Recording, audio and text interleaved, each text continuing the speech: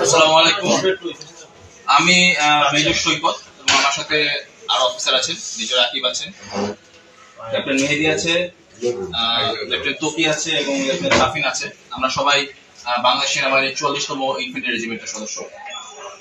আমরা বরিশাল শহরে আসন নির্বাচনে নিয়োজিত আছি একটি সিভিল পাওয়ারে।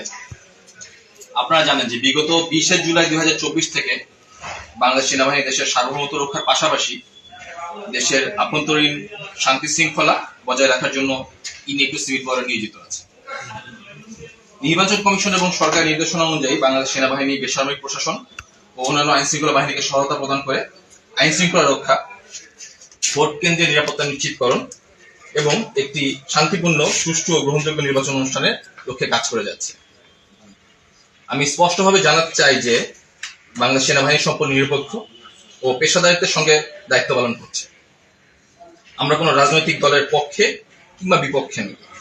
আমাদের একমাত্র লক্ষ্য হচ্ছে সংবিধান অনুযায়ী অনুসরণ করে জনগণের নিরাপত্তা নিশ্চিত করা, যাতে সবাই নিশ্চিন্তে ভোটাধিকার প্রয়োগ করতে পারে। বর্তমানে বরিশাল শহর এলাকায় সার্বিক পরিস্থিতি শান্ত এবং নিয়ন্ত্রণে আছে। স্থানীয় প্রশাসন, পুলিশ ও সংশ্লিষ্ট সকল সংস্থার সঙ্গে সমন্বয়ের মাধ্যমে আমরা সার্বক্ষণিক প্রস্তুত আছি।